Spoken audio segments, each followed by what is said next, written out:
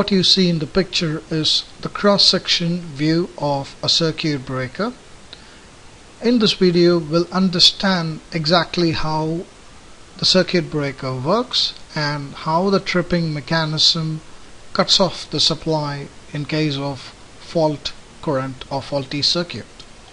So the red wire, what you see is the supply. Let's say the current comes and then it's with the help of the screw bolted to this terminal of the circuit breaker, and here it goes, and this is a bimetallic strip, and here is the spring loaded arm, and here is the linkages. So this is a link, here is a link, and then this is the conductor.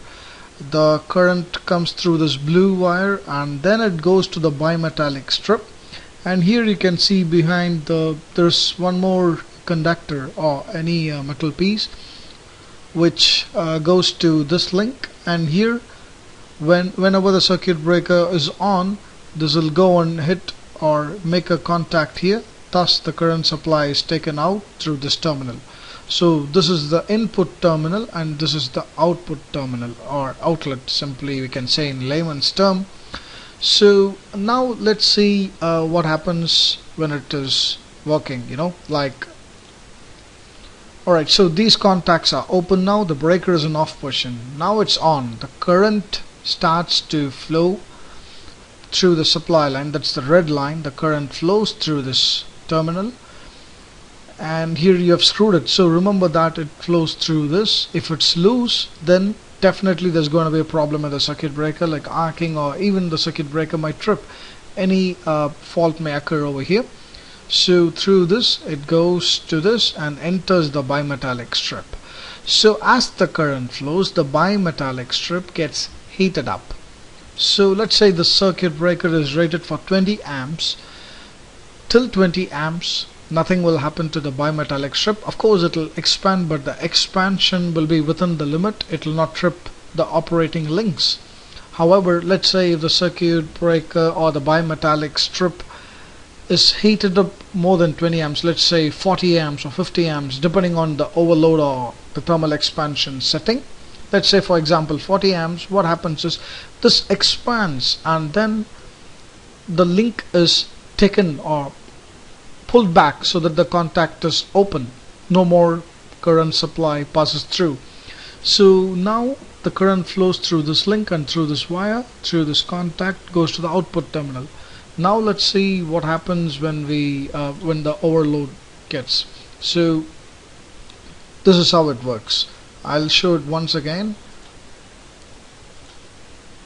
So the current flows, it starts to expand, and as it expands, if it's above the limit, this is sliding down, thus releasing this link, and then the link is open due to the spring. The spring pulls it back. Let's watch it once again. You can see it's coming back, this link is released, and thus this is being pulled back and the contacts are open now. Now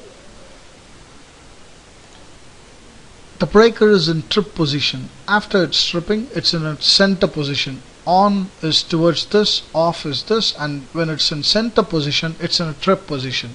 You got to reset it, and resetting depends upon the time the bimetallic strip comes to normal position. It has to bend back when the current flows through it. The bimetallic strip gets heated up.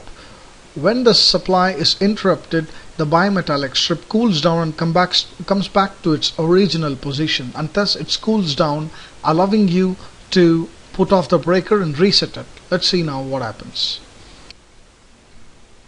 So after the bimetallic strip cools down and comes back to its original position, you will be able to reset the circuit breaker from the trip position. As I said earlier, on position is towards like this, which I have shown in the arrow mark. Off position is this, and the center position will be the tripped condition. And now I have pulled this lever back to let's say I'll show you once again. Now it's in off position and the contacts are open. Now you can rectify the fault and put it on, so that again the circuit is connected and the supply flows through. So this is how a circuit breaker works basically. In the future videos, we'll watch how the automatic circuit breaker or braking mechanism with the help of spring or any solenoid valve works. Let's see in detail and discuss about it.